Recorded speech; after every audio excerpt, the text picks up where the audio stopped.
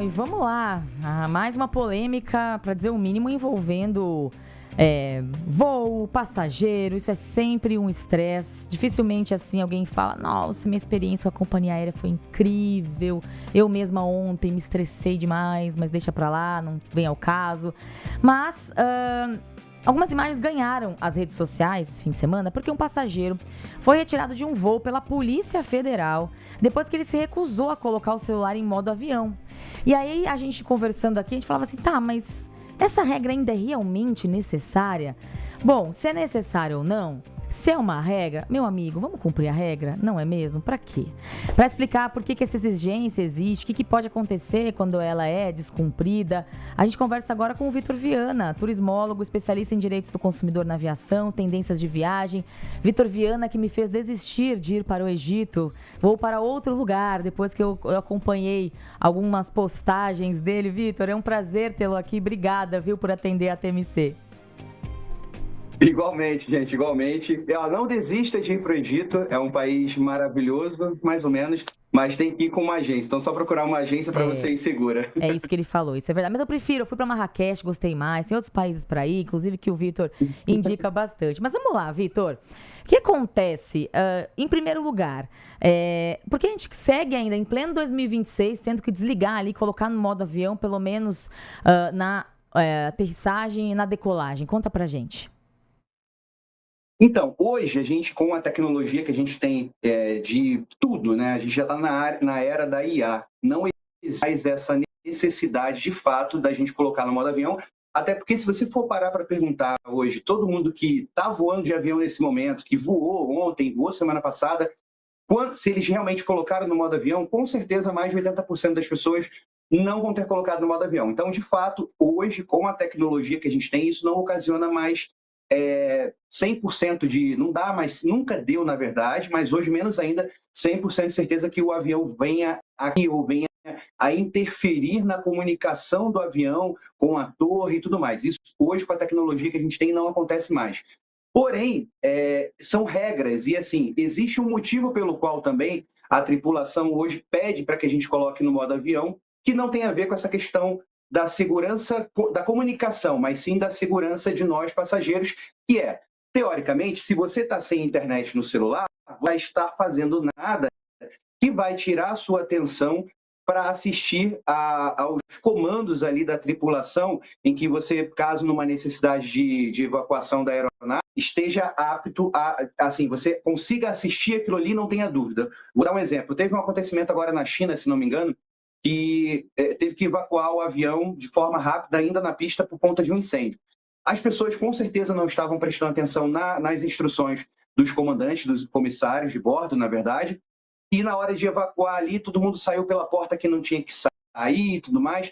Então, se você não presta atenção nessas instruções dos tripulantes ali, você acaba perdendo uma parte importante caso venha a acontecer alguma necessidade extrema ali no voo.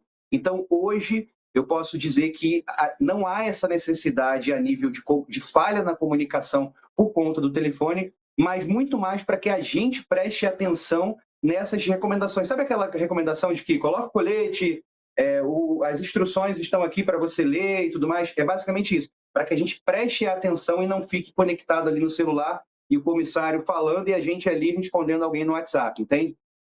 Caramba, essa é nova pra mim. Eu não sabia disso não, Vitor. Interessante, né? Desculpa, só para não perder só o fio dessa resposta, mas, por exemplo, justamente quando decola e aterriza, são momentos muito críticos. Então, pode ser também que haja um problema e você tenha que sair e tenha que atender ali o que a tripulação está pedindo. E como o Vitor falou, você está ali desatento e não consegue sair a tempo ou atrapalha o outro. É a mesma coisa da poltrona, né?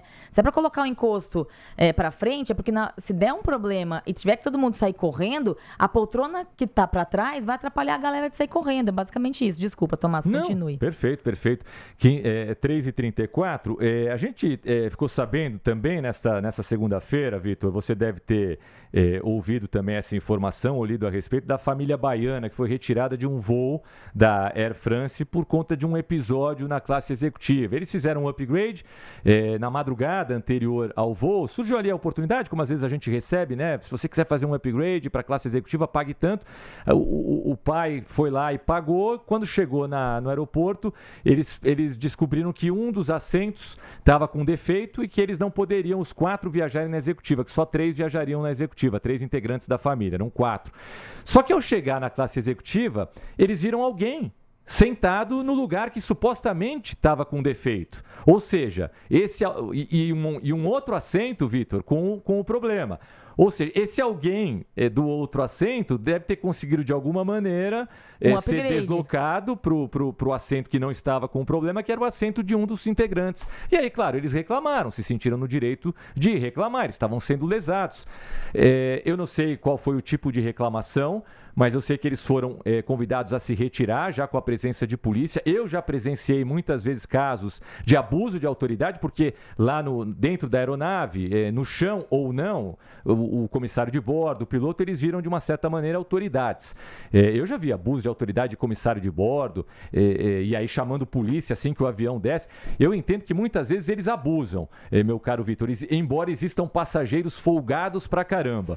Mas no caso específico dessa família, eu imagino que eles tenham o direito, depois de serem ressarcidos na justiça pelo prejuízo que foi grande. Tiveram que comprar outra passagem, a companhia aérea alegou que eles atrapalharam ali o andamento, né, do processo de decolagem e por isso não quiseram realocá-los imediatamente em outro voo. Enfim, eu imagino que essa causa é fácil para eles, Vitor? Com certeza, a causa ganha, assim, até porque eles investiram uma grana. A gente não está falando, eu já passei por coisa parecida, eu tenho um plano de milhagens ali com uma companhia aérea, não vou listar o nome de uma companhia aérea específica, que me dá direito a conseguir o upgrade dentro ali. Eu tenho, sei lá, 6 oportunidades de dar upgrade para uma classe executiva sem custo, por conta do meu plano de milhagem.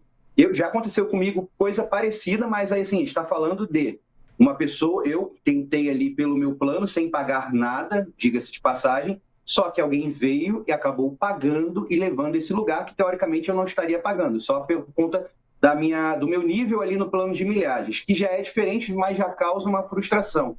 Agora, imagina você, quando você paga por um serviço, você não tem, em que momento? O quê? A pessoa que entrou no lugar, ela pagou mais, mas em que momento isso ficou claro? Porque se você já pagou pelo serviço, ele já é seu. Então, é um dano moral, material aí muito grande, e aí é bom sempre, gente, juntar provas, filmar o que der para filmar, tirar foto, porque hoje, com inteligência artificial, as podem ser burladas. Então, até mesmo uma conversa de WhatsApp que você tem com uma companhia aérea, ela pode ser criada na inteligência artificial. Então, grava a tela, grava vídeo do aeroporto, mostrando o horário do seu relógio e o horário que o seu voo foi atrasado, foi cancelado, para que você gere provas factuais e muito verídicas de que aquilo ali está acontecendo, de que você, de repente, nesse caso aí, eles foram humilhados. E aí, como é que é? Paga por um serviço premium e aí tem um serviço na econômica e de uma pessoa só. E como é que fica o restante da família sabendo que a família, uma quantidade de pessoas está ali na primeira classe, na executiva, e uma pessoa está na econômica? Enfim, isso daí com certeza é causa ganha, não precisamos nem ir muito longe, nem de um advogado maravilhoso. Eu acho que qualquer advogado consegue ganhar essa causa. Dá para ir até na defensoria pública. Eu já tenho amigos que foram lesados por companhia aérea, nem precisava de advogado, foram lá na defensoria com provas, né, e conseguiram. Agora, você sente, Vitor, que falta um pouco também de jogo de cintura de quem trabalha em companhia aérea? Eu passei por um caso ontem também, não vou detalhar aqui, mas assim, é uma coisa de não tem como. Tava eu numa ponte aérea ali tentando, eles remarcaram minha passagem, eu não aceitei, depois disseram que eu aceitei, no fim foi isso, não peguei prova, me arrependi. Mas eu acho que falta muito jogo de cintura e muita coisa podia ser resolvida com apenas olha, você tá aqui quebrada a poltrona, a gente vai te dar um voucher no valor de tanto para você viajar de novo com a gente em outro momento. Eu acho que falta muito isso, né, Vitor? Você que viaja demais, que é o teu trabalho, é isso que você sente no mundo inteiro? Não só no Brasil, não. Estamos falando do mundo inteiro. Aí, a Air France, por exemplo, né? Sim, a França é um caso clássico de descaso, assim. A Air France é uma das únicas companhias aéreas, se eu lembro de cabeça agora, que você tem que viajar com uma mala de mão e mais a mochila com 12 quilos total. E assim, uma multa para quem volta do aeroporto Charles de Gaulle, e ainda mais brasileiro, volta e aí tem que passar por aquela fiscalização. A sua mala de mão e a sua mochila não pode ter mais do que 12 quilos. Quem, gente, vai ter 10 quilos na mala de mão e 2 quilos na mochila? 2 quilos, o que é o quê? Uns 5 celulares? Eu não sei o que pesaria ali, totalizaria 2 quilos. É nada. Então, assim, a gente está sendo... Eu vivo falando isso, já fiz uma postagem nas minhas redes sociais, que viajar virou um desprazer. Antigamente, viajar fazia parte da viagem, de uma forma geral. Viajar de avião, perdão. Viajar de avião virou um desprazer, porque é tanto estresse que você passa, é tanto perrengue, que no final das contas, ao invés de você viajar para você relaxar, você vai viajar tenso naquele momento ali, quando a gente fala de companhia aérea de voo. Porque eu também passei por uma situação agora, voltando, eu estava no Panamá, voltando do Panamá para em algum lugar, Aruba, que eu estava indo, não sei, enfim, não lembro. A gente chegou 2 horas antes do momento que era para chegar. Então, a gente foi lá e a Copa Airlines não permitia a gente marcar o assento no site, não estava dando. Chegamos com 2 horas de antecedência do horário inicial. Então, eu estava na fila, éramos os primeiros da fila.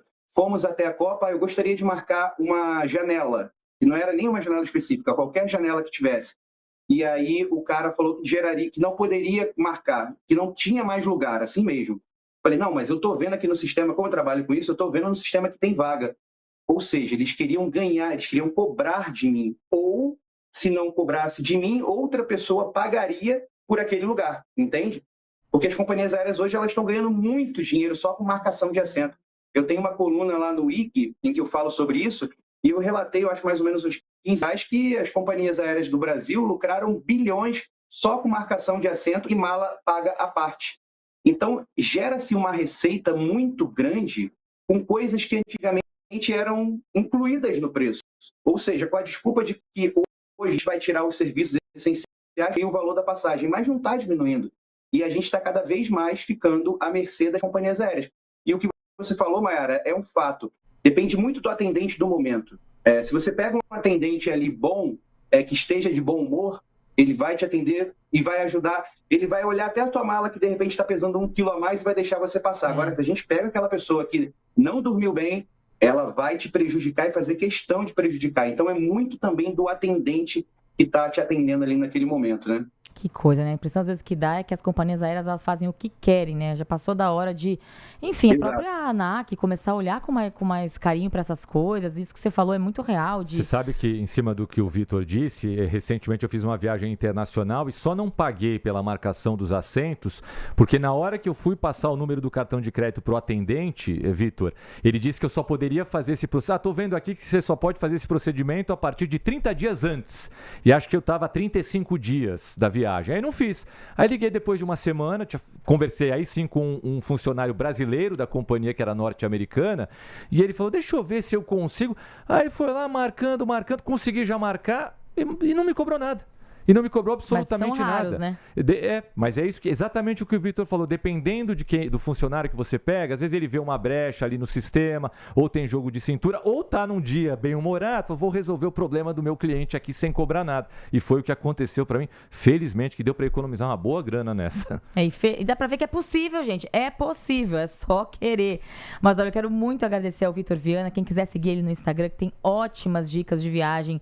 Diquinhas muito básicas que você nem pensa. Às vezes ele vive viagem, é o Vitor.Viana, com dois N's, turismólogo, apresentador do Travel Box Brasil também. E eu quero muito agradecer, viu, Vitor, por nos atender aqui na TMC mais uma vez.